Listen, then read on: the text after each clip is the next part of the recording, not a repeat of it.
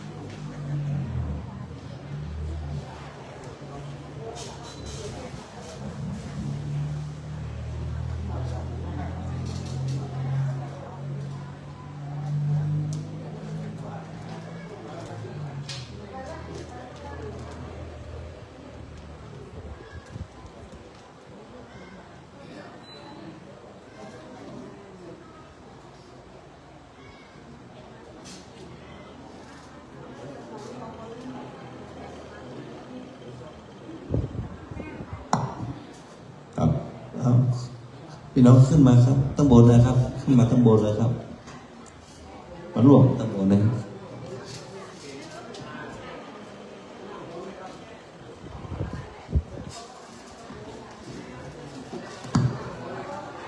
ศรัทธาขึ้นมาตั้งบนกันเลยขึ้นมานั่งตั้งบนนี่ให้เต็มๆกัน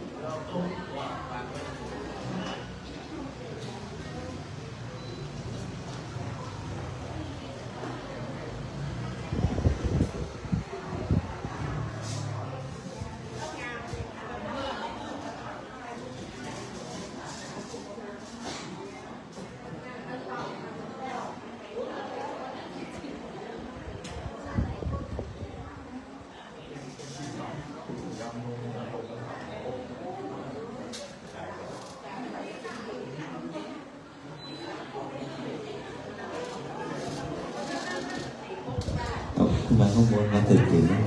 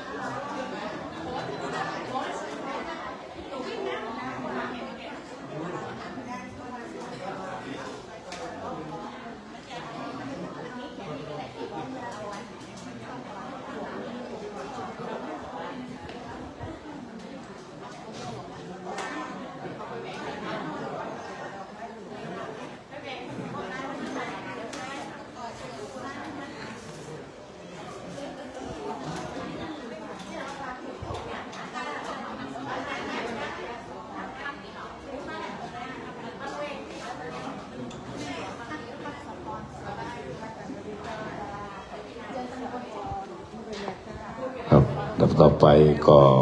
วันนี้ก็เป็นค่ำคืนแรกครับวันนี้ก็เชิญเจ้าภาพนะครับเจ้าภาพจุดธูปเทียนบูชาพระรัตนตรัยนะครับครับคุณเรียนเชิญนะครับ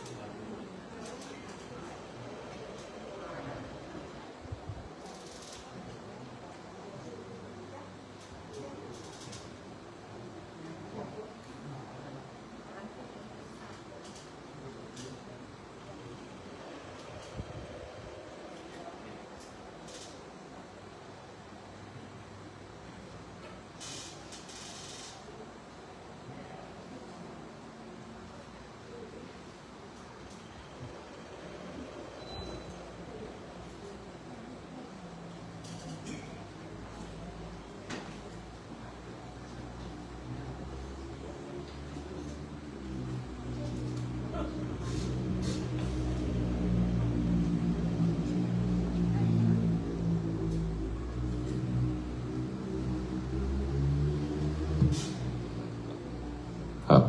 ก็ต่อนี้ไปเราก็จะได้เริ่มทำพิธีไหว้พระรับศีลเป็นอันดับต่อไปนะครับครับผมอิมินาสังกาเลนะพุทธังอภิปูชยามาอิมินาสังกาเลนะธัมมังอภิปูชยามาอิมินาสักกาเลนะสังฆังอภิปูชยามาอะระหังสัมมาสัมพุทโธภะคะวาพุทธังภะคะวันตังอภิวาเทสวากขาโตภะคะวะตาธัมโมธัมมังนามัสสามิสุปฏิปันโนภะคะวะโตสาวกสังโฆสังฆังนามา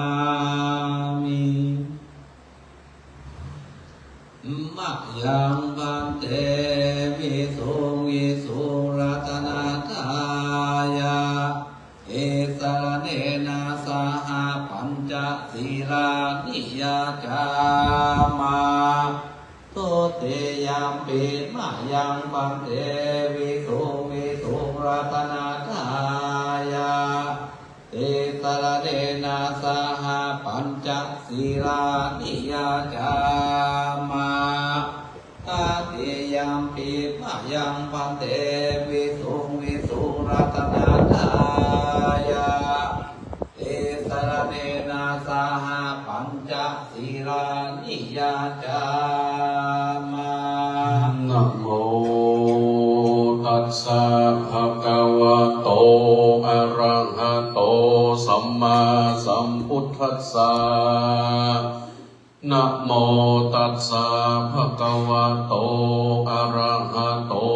สัมมาสัมพุทธัสสะ นะโมตัสสะภะคะวะโตอะระหะโตสัมมาสัมพุทธัสสะ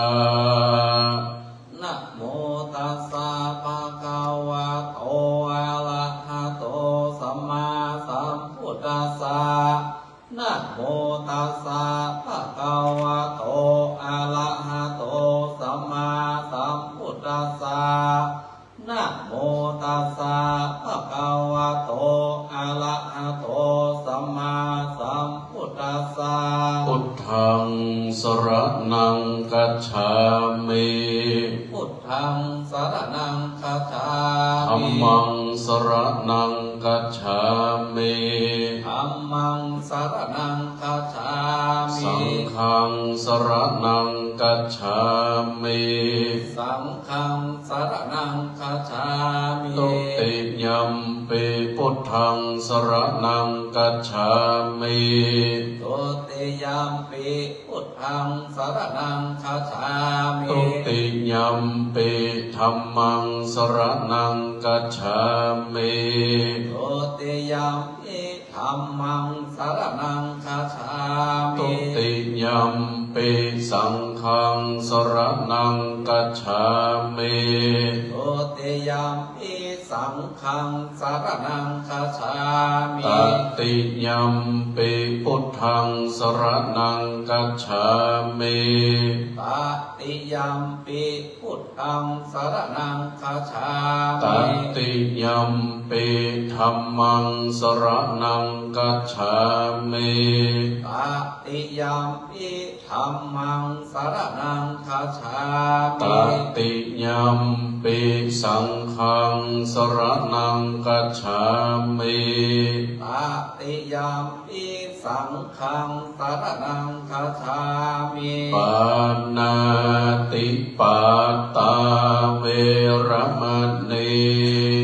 สิกขาปะตังสัมมาติญามิ ปานาติปาตาเวระมณีสิกขาปะตังสัมมาทิยามิ อตินนาตานาเวระมณีสิกขาปะตังสัมมาติญามิ อตินาทานาเวระมณีสิกขาปะตังสัมมาทิยามิ กาเมสุมิจฉาจาราเวระมณีสิกขาปะตังสัมมาติญามิ กาเมสุวิสาจาลาเวระมณีสิกขาปะตังสัมมาทิยามิ มุสาวาตาเวระมณีสิกขาปะตังสัมมาติญามิ มุสาวาตาเวระมณีสิกขาปะตังสัมมาทิยามิ สุราเมรยมัจจปมาตัฏฐานาเวระมณีสิกขาปะตังสัมมาติญามิ สุราเมรยมัจจปมาตฐานาเวระมณีสิกขาปะตังสัมมาทิยามิ อิมานิปัญจสิกขาปตานิสีเลนะสุขติยันติสีเลนะโภคสัมปตาสีเลนะนิพุติยันติตัสมาสีลังวิโสตัจเย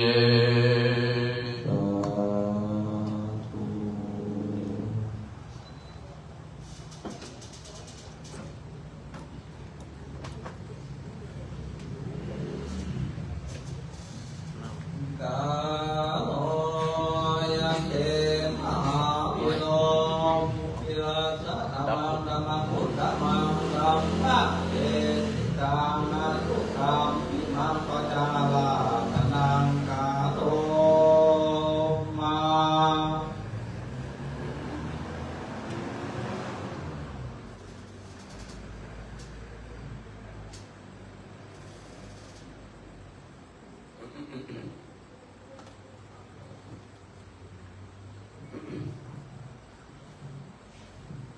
นะโม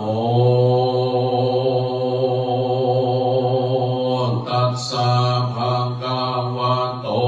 อะระหะโตสัมมาสัมพุทธัสสะโสลังนามังเหนิยังพุทธะเสถังนามิตวาพุทธังกันตัสสะสังกัจจังธัมมัญจะสังกัจจานามิตวาสังกัจลัญจานาปันตังมันลายญานามาวันโทปรมัตถวิจิตตังอาลาภิสังสัมมาเสเตสัทธัมโบโดลันสัมโพลิสัตตังหลายกาถาอันนี้อาจารย์เจ้าตนเป็นกัมปิมันไลอาตั้งไว้เป็นติไว้แลมปูจาแก่คนแลนเทวันดาต้องหลายเพื่อเฮือให้อนตาลายต้องไปในแลมไปนองตุกดาวของอนตาสีมาสันตังนั้นต้องมวลโดยกำปีอันนี้และนานตามอันทางการทางแห่งบาทนาพระเจ้าต้องลายห้าเปิดจากรู้ดังจากได้วิสัจนาไปแน่นิเตนามิตวาผู้ข้ากอบไว้ยังแก้วเจ้าตั้งสามพังการมีพระจิตนำมันตุทันแถวพระนวโลกุตตรธรรมอันเลิศแล้วเก้าภาคการแลมพลางอันดิญาทรงมีศีลบานสร้างอ่านตนปฏิบัติตามรอยพุทธบาทศรัทธาเพื่อให้บังเกิดศรัทธาปราศสัตตาแก่กาแก่เจ้าโลกลายิ่งใจเทวันดาลหลายมวลหมู่และนามอติเตการและในการลาเมื่อก่อนอ่อนหลวงโปรดปล่อยแล้วยังมีมัคหาเทศเจ้าแก้วตนหนึ่งเจวเต็มปามาลายมีสินใสสะอาดมีอิทธิเลนที่อาจนำนาแดนนานิสัญญาเจ้ากองอาสัตลาย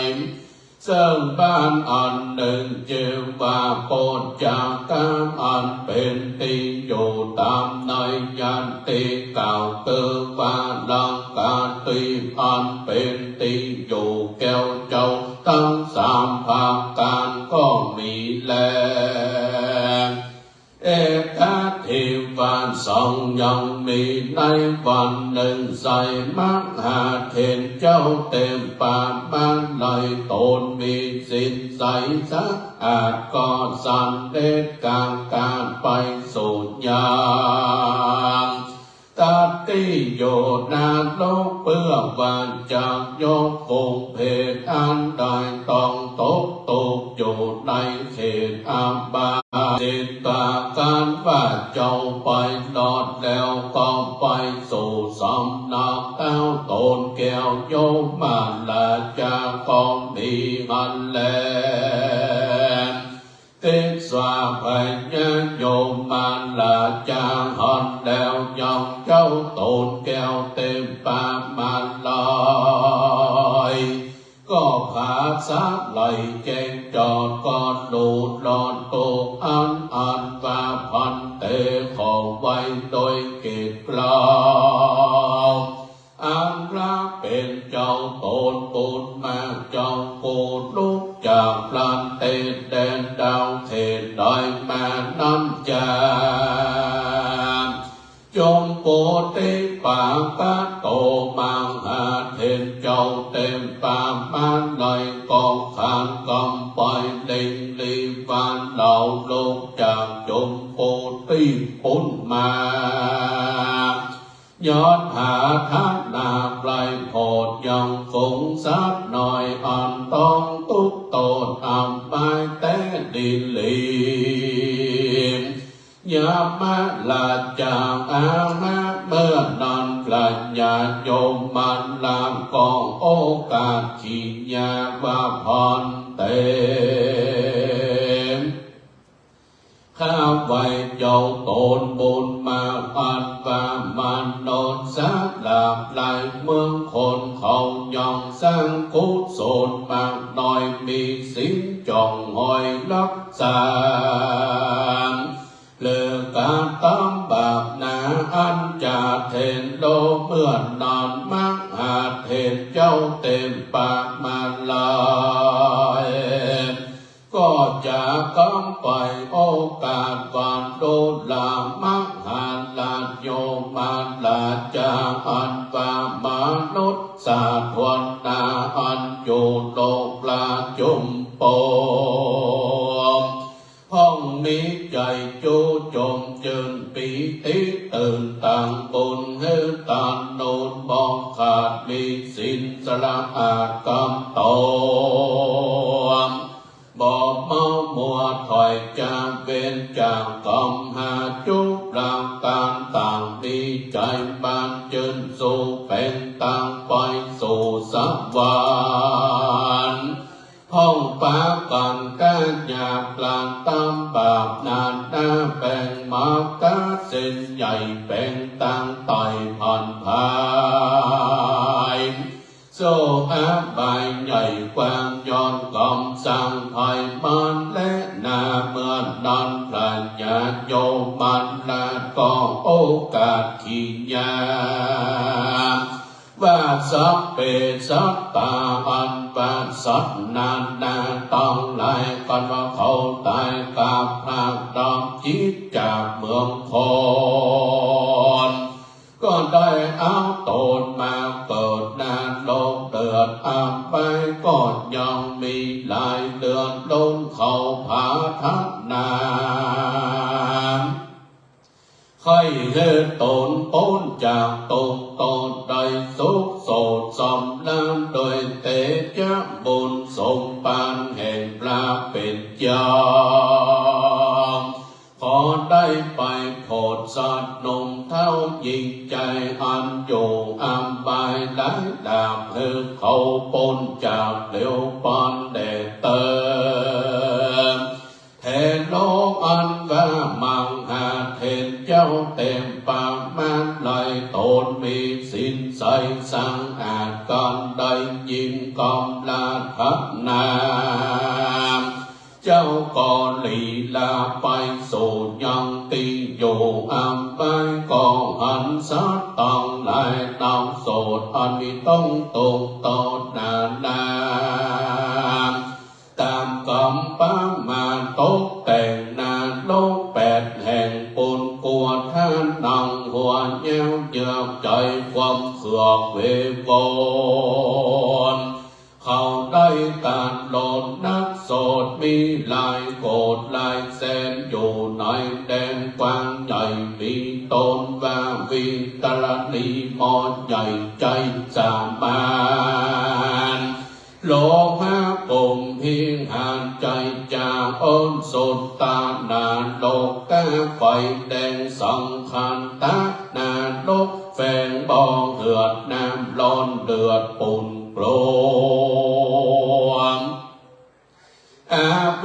จีนาโลกไฟมัวมืดเศร้าร้อนดังเต่ากองไฟสัตว์นาโลกอยู่ในเอาไม่โลลงบานนาโลกใหญ่ดำน้ำจงสัตตามวลมาตอนลงวิบากเครื่องที่สันตนาโลกมีเป็นกูวิริยะอยู่ทัดไปเจ้าสิ้นสายบนใหญ่เล่งดูไฟสันตาญาณนัดนาสัตนาโลก อันใดไปตกอยู่ข้างในห้องวังอัมบายหันเจ้าตนบุญไผ่มาไกลก็ย่อมือไว้ไข่จาว่าพันเตคาแด่เจ้าตนบุญนาตนองค์อาจโภ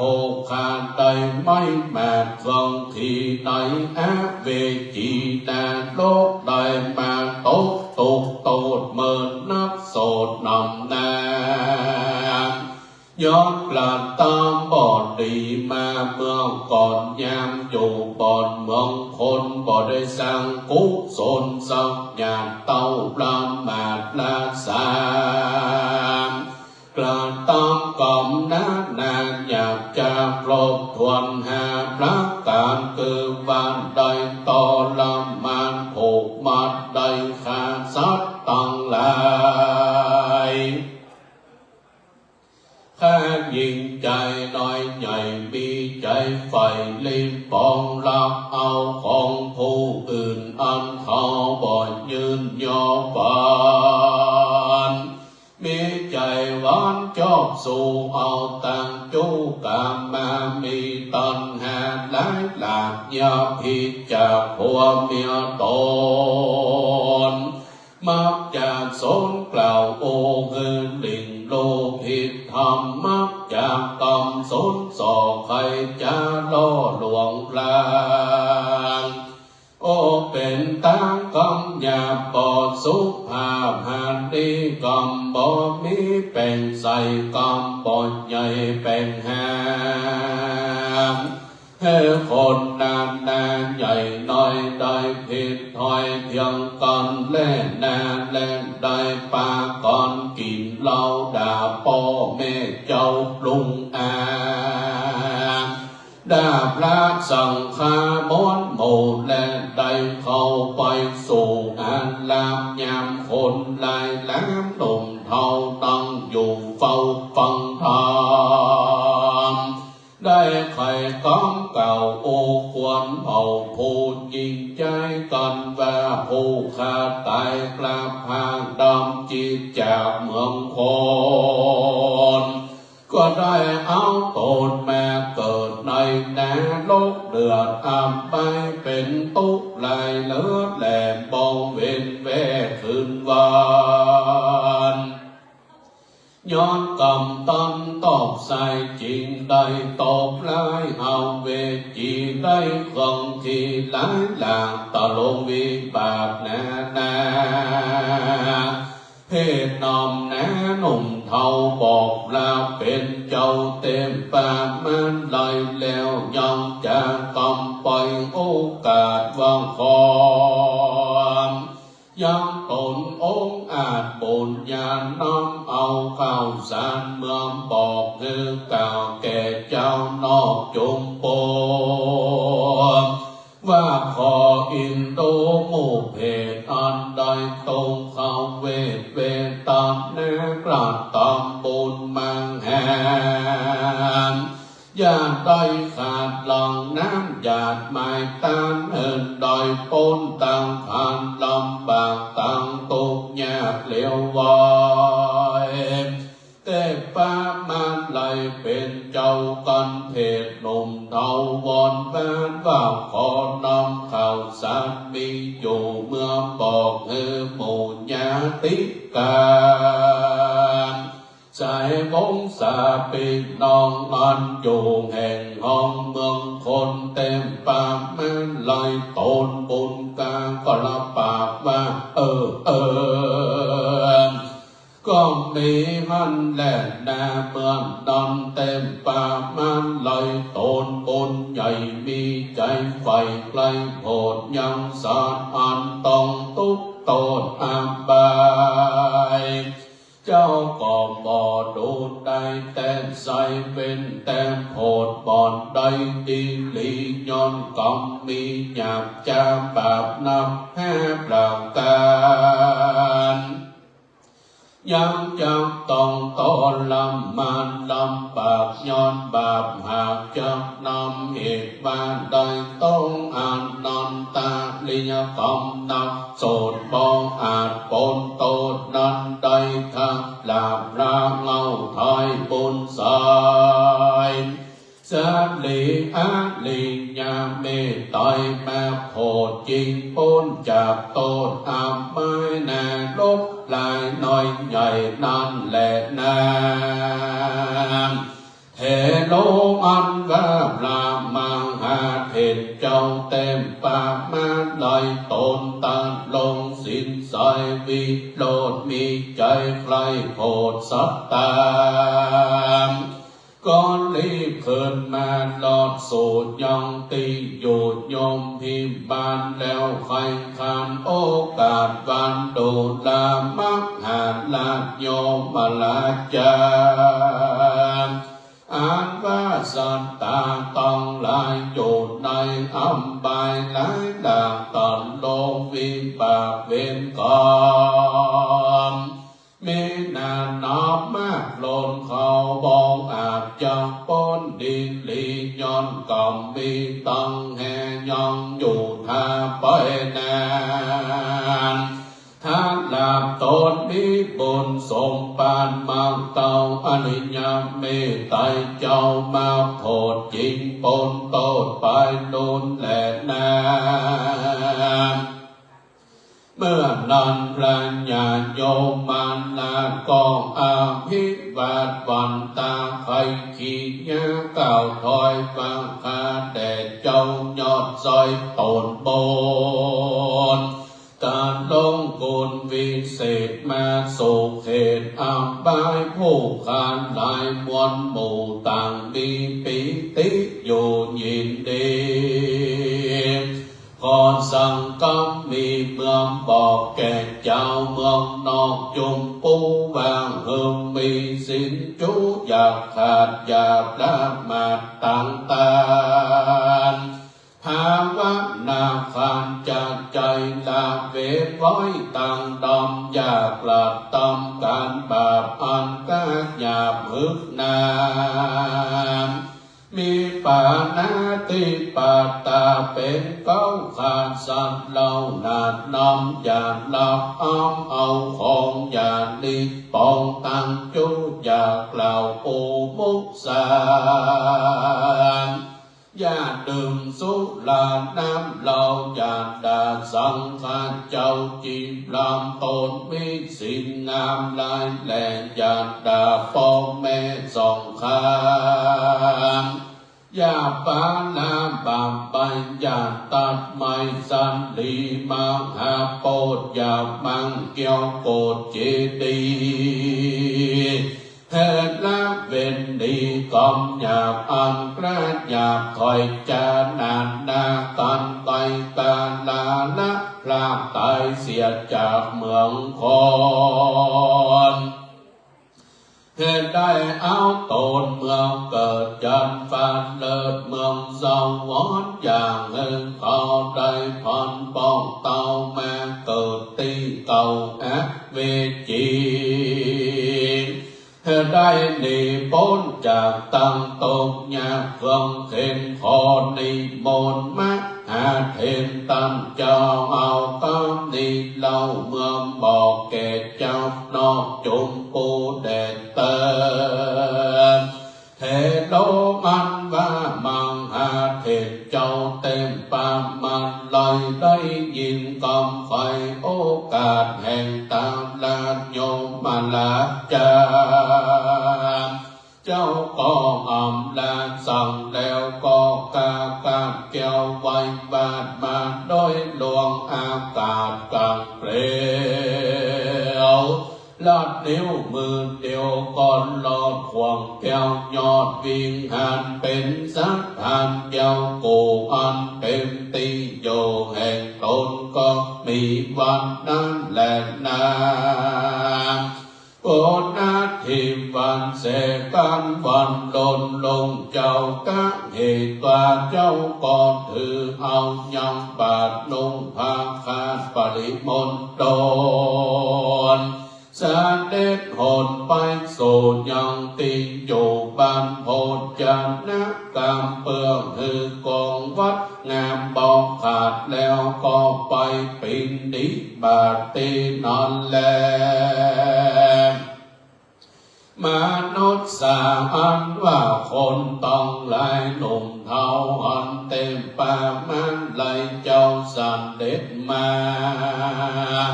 เขาก็เคยขี้ยาปกเป่าสัญญากล่าวเตือนกันมีอันนั้นหลายแหลมบอกเป็นแวหญิงใจว่าโดนละกันต้องลายมวลโมจงพรำโลดเดววายบัดนี้เต็มปากมันไหลเป็นเจ้าสันเด่นเต้ามังหาเพื่อมาเมตตาภายโปรดนึกพ้นโตสงสาร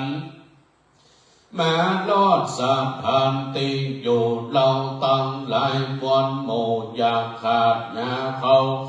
มาใส่บาตรจุกคนขอนิมนต์พระไว้ก่อนบ่ได้ย่อนตั้งบนขอสินนนตั้งหางผู้ขาตามลายแล้วเขาตั้งหลายมวลหมู่ก็ปากันใส่บาตรอยู่ยอดตาล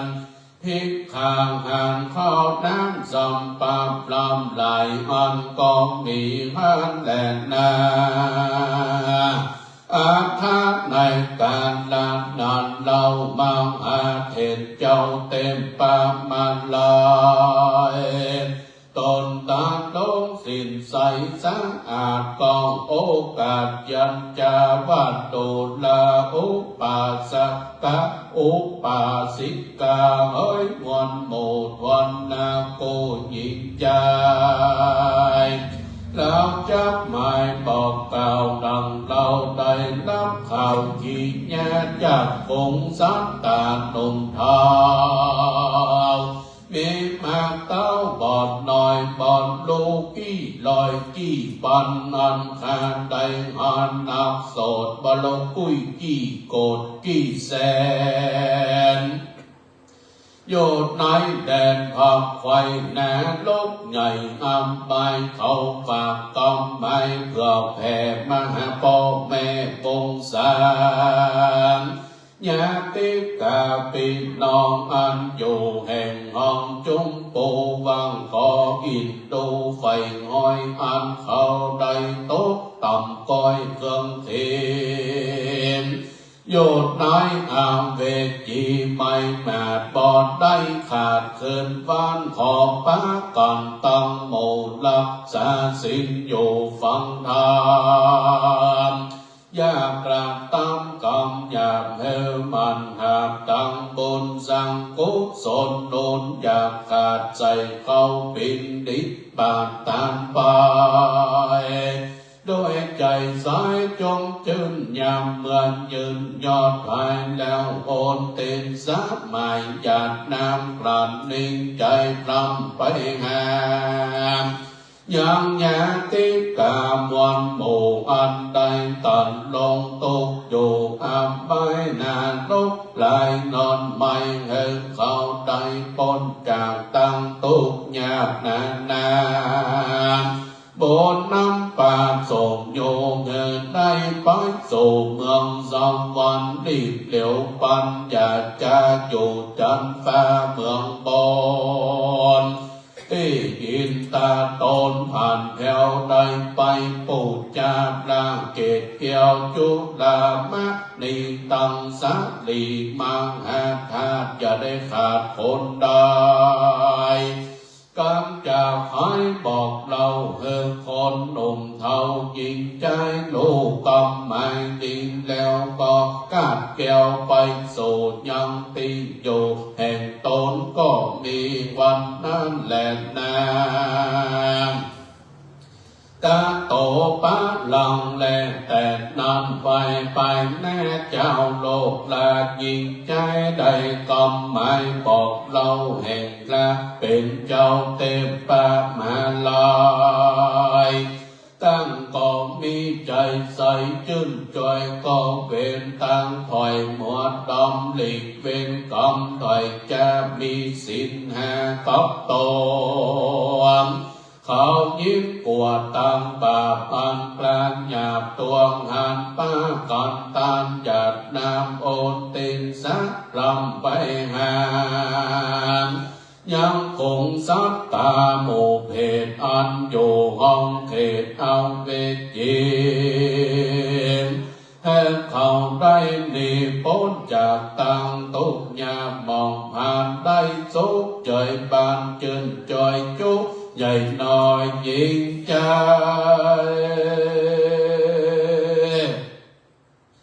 ก็แม้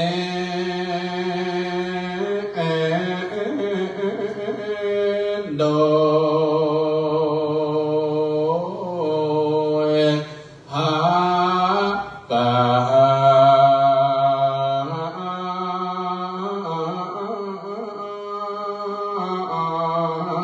ดังกล่าวมา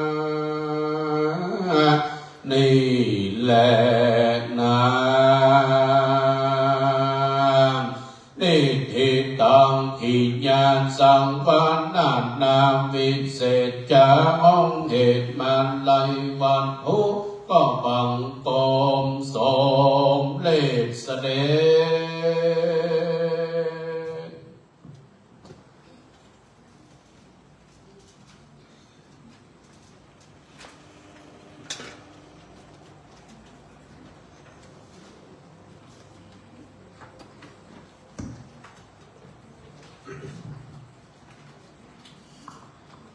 นะโมตัสสะภะคะวะโตอะระหะโตสัมมาตัสสะนะโมตัสสะภะคะวะโตอะระหะโตสัมมาตัสสะนะโมตัสสะภะคะวะโตอะระหะโตสัมมาตัสสะกุศลธัมมากุศลธัมมาปัญญากตาธัมมากตาเมธัมมา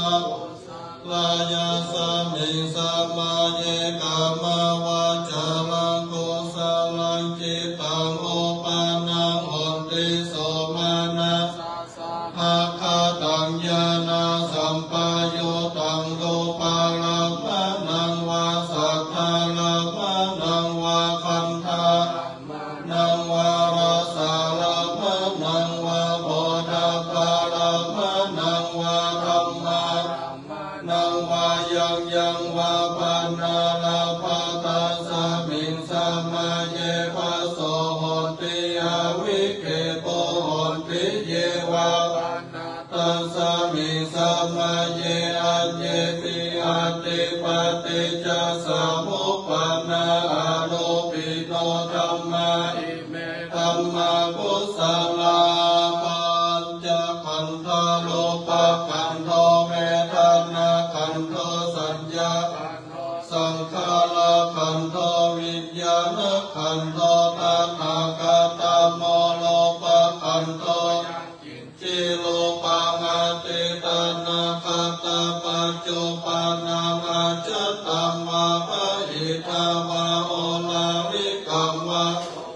มังวาหินังวายังตังวายังตุเลวะสันติเกวะตะเทกัจจามะภิสัญโยหิตวะอภิสังคิปิตวะอายัง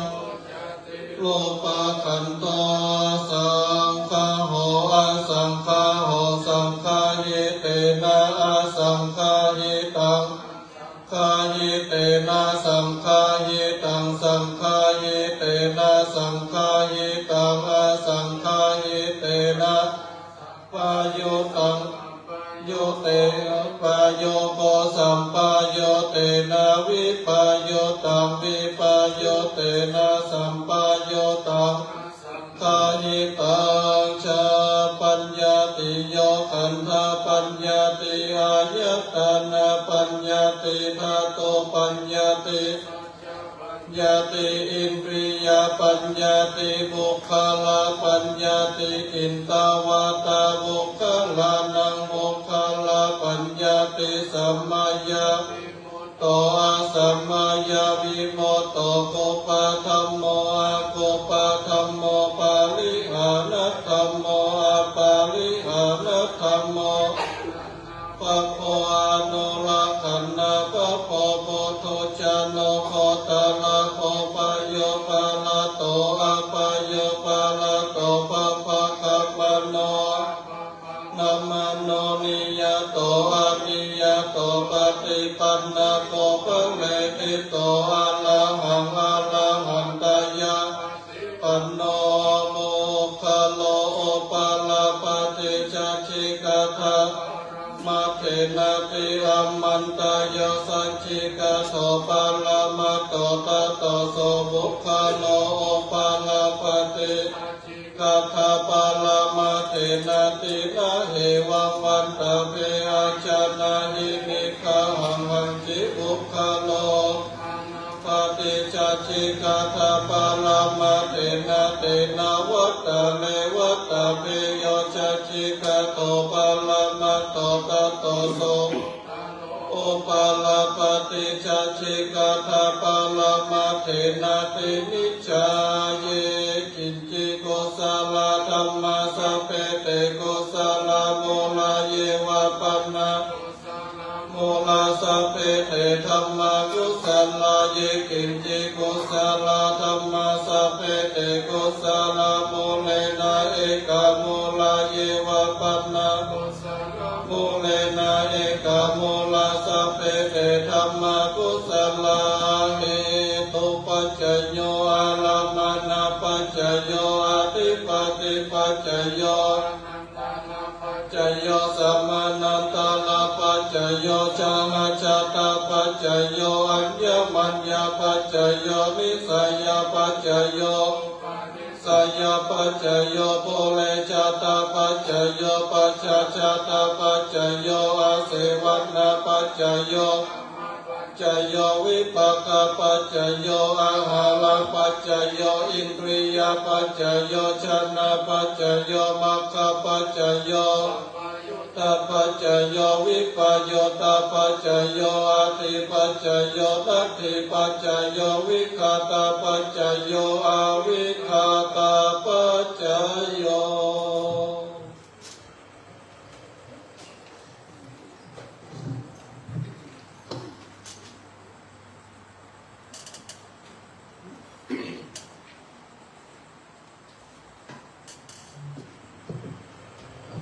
วันนี้ก็การเทศน์สวดจากสำนักวัดบ้านมอดก็ได้จบลงไปแล้วนะครับ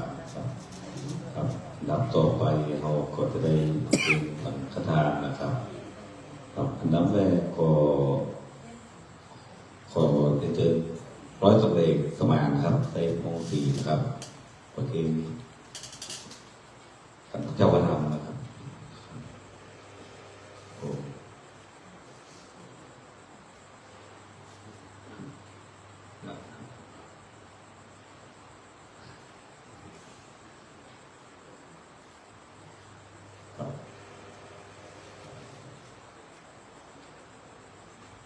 น้ำยาตัวครับอันดับต่อไปก็จะพาคนเรียนเชิญแม่หลวงครับแม่หลวงทัตพรช่วงนะครับเกณฑ์กันเตะนะครับคนเรียนเชิญนะครับครับดับต่อไปขอเรียนเชิญแม่พรลินคำนะครับประเกณฑ์องค์สวดลูกที่หนึ่งนะครับ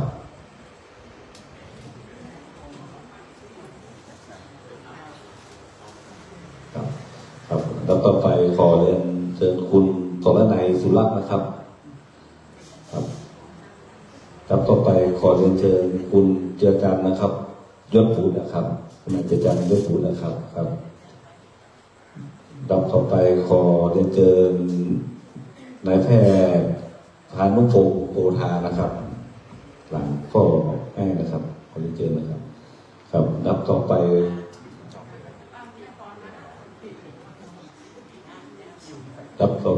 เชิญไอ้สวิทธนันแก้วนะครับสวิทธนันแก้วกับหม้อฟอกจังนะครับครับผมครับเอาน้ำยาไปเตยเลยนะครับ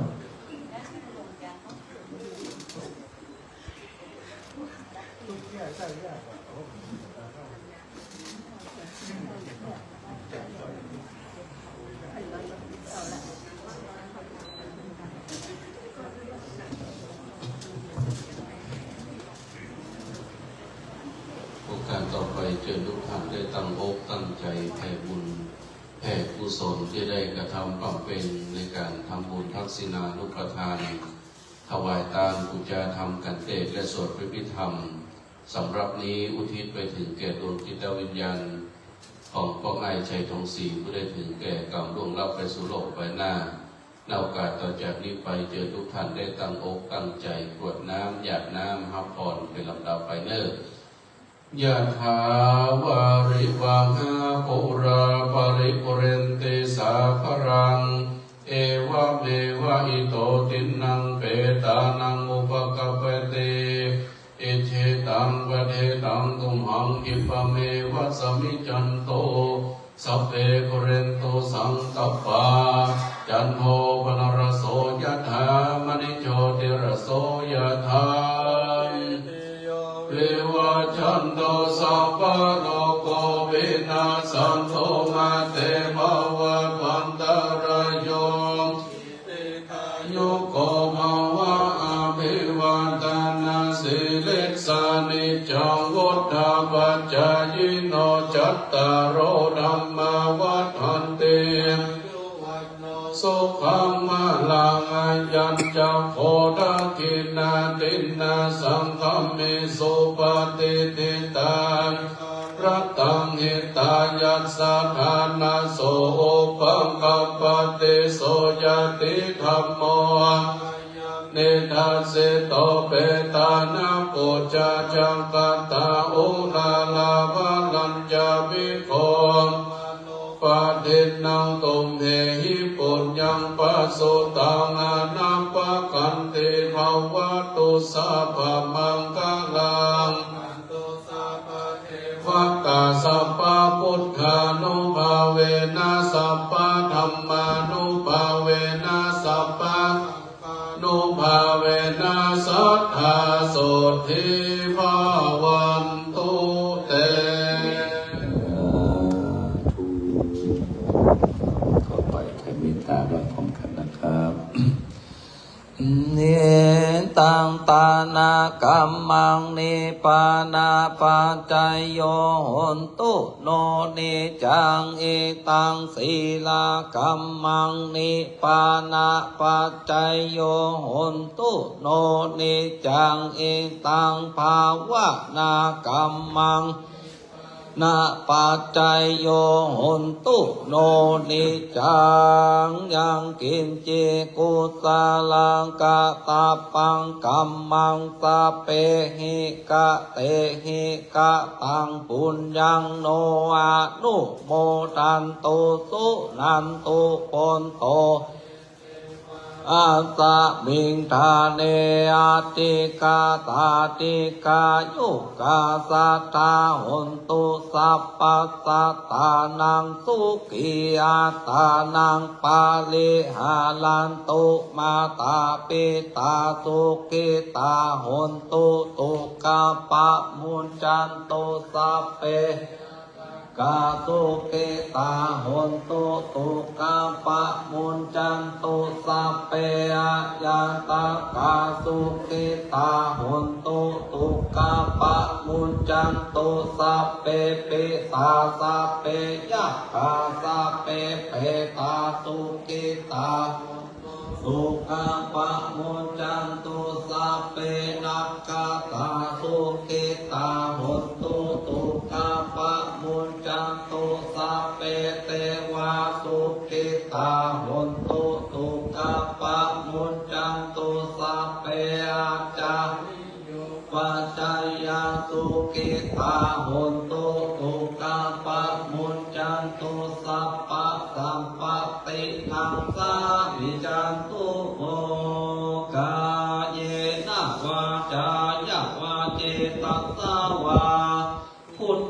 กุกัมมังปะกตังมะยายัง